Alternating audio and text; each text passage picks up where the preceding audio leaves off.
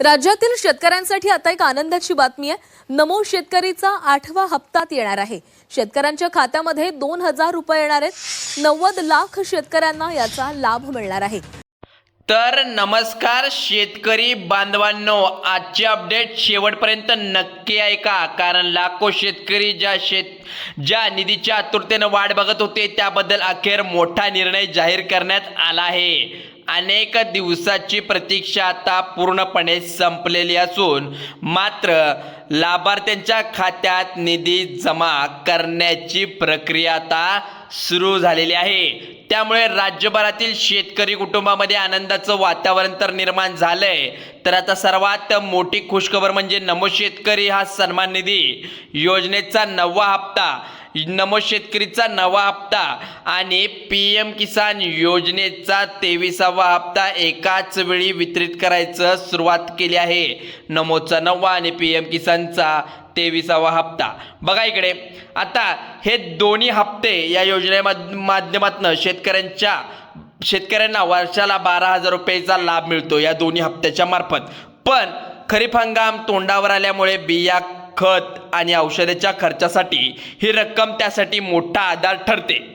पण पुढील माहिती आणखीन महत्त्वाची ठरेल तुमच्यासाठी। गेल्या अनेक महिन्यापासून हप्त्याच्या प्रतीक्षेत असलेल्या शेतकऱ्यासाठी अखेर आनंदाची बातमी या राज्य सरकारने आणि केंद्र सरकारच्या संयुक्त निर्णयाने निधी वाटपाला हिरवा कंदील मिळाला आहे। पण तुम्हाला प्रश्न पडला आहे, हा किती तारखेपर्यंत येऊ शकतो आणि किती कमी वेळात आपल्या खात्यामध्ये हे पैसे येऊ शकतात? कर्जमाफीचा पण निर्णय त्यात धरून ठेवा। बघा इकडं, PM किसान योजना, नमो शेतकरी योजना या दोन्ही योजनांचा लाभ एकाच कालावधीत मिळतो। त्यामुळे शेतकऱ्यांना आता दुहेरी फायदा होत आहे। मात्र इथे एक महत्त्वाचा मुद्दा समोर येतो, ज्या शेतकऱ्यांना eKYC, आधार कार्ड लिंक, ANPCI मॅपिंग आणि बँक खात्यात पडताळणी म्हणजेच तपासणी पूर्ण केली, त्यासाठी निधीच्या वाटपाचा मार्ग आता पूर्णपणे मोकळा झाला आहे। पुन्हा एकदा सांगतो, तुमचा आधार कार्ड लिंक, eKYC असेल किंवा NPCI मॅपिंग, बँक खात्याशी पडताळणी असेल, आता तुमची संपूर्ण डिटेल्स बँक खात्याकडे जर असलं तर ते पूर्णतः एकत्रितरित्या असलं पाहिजे।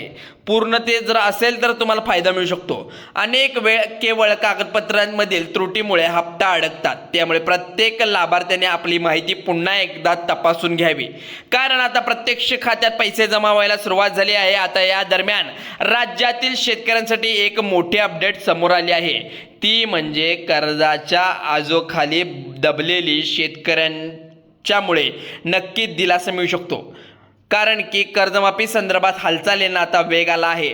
पात्र लाभार्थी, नियम आणि आवश्यक अटीबद्दल स्वतंत्र माहिती देखील आपण उपलब्ध करून दिलेली आहे।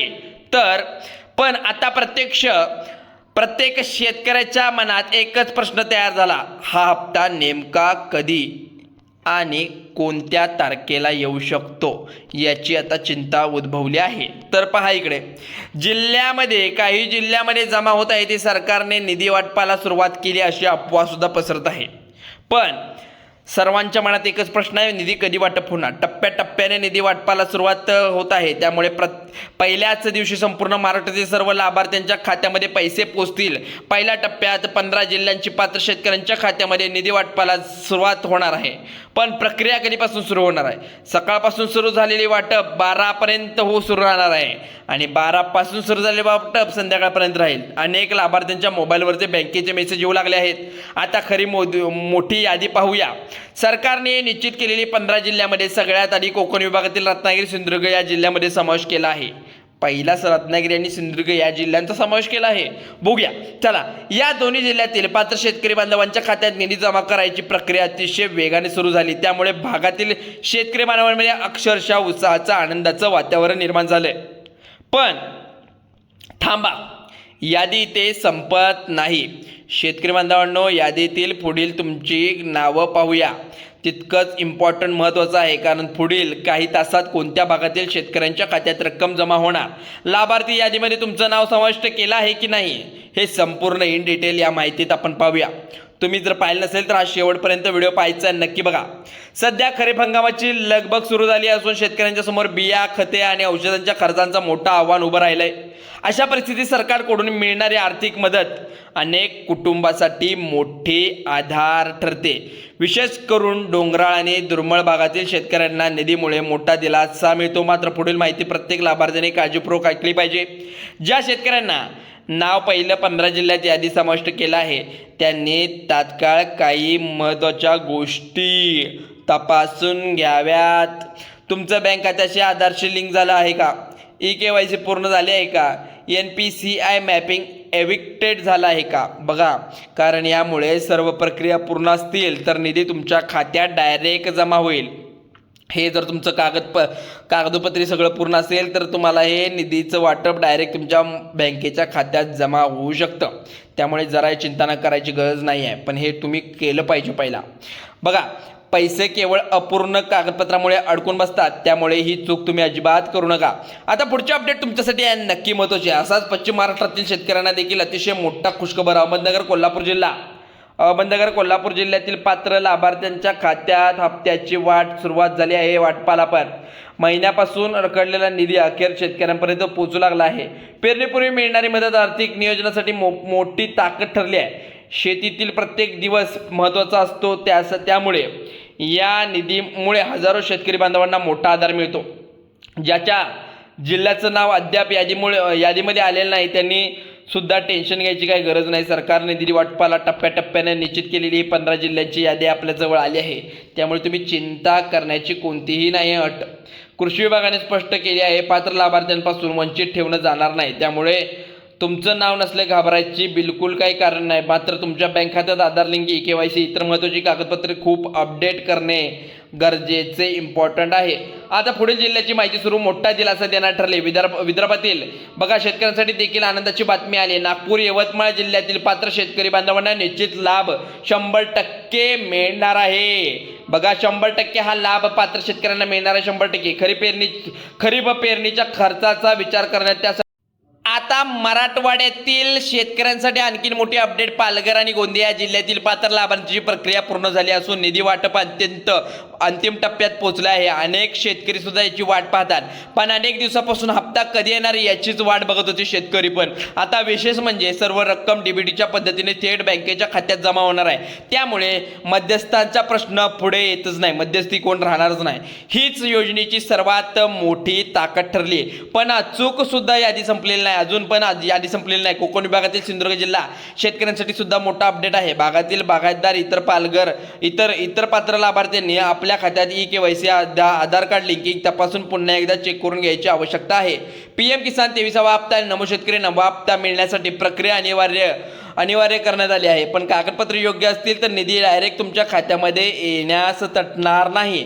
आता पुढील जिल्ह्यांची नावे आणखी मोठी खुशखबर देऊ शकतो. शेतकरी बांधवांना व्हिडिओ शेवटपर्यंत बघा, कारण पुढील सरकारने जाहीर केलेल्या उर्वरित जिल्ह्यांची यादी आपण आपल्या चॅनलवरती स्पष्टपणे तुम्हाला सांगत आहे. तुम्ही आता यादी तुम्ही पाहिलेली, मी यादी तुम्हाला सांगितली आहे. ही यादी पूर्ण महत्त्वाची आहे. आता यादीत पुढील जिल्ह्याची नावे म्हणजे पश्चिम महाराष्ट्रातील शेतकऱ्यांसाठी खूप मोठी खबर आहे.